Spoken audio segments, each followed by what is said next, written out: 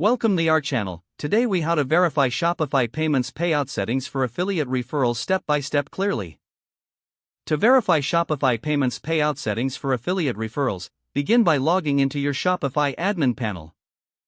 Navigate to the settings option found at the bottom left corner of the admin dashboard. Click on Payments in the settings menu. Under the Shopify Payments section, look for the Manage button and click it.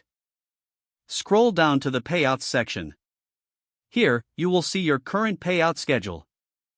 Ensure that it aligns with your preferred payout timeline. Next, check the payout account information. Make sure you have the correct bank account details entered.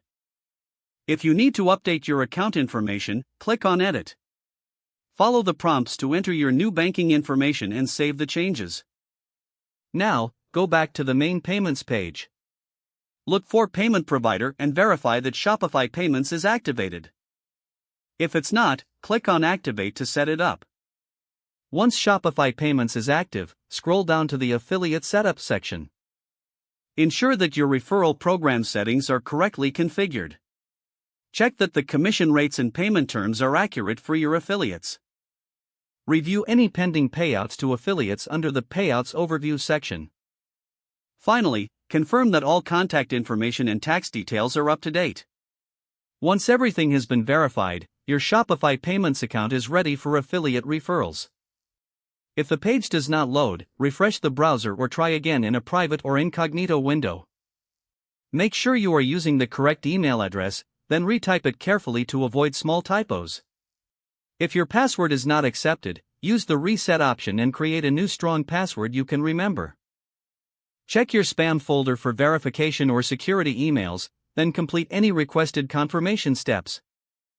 Enable two-factor authentication if available to improve account security and reduce unauthorized access risk.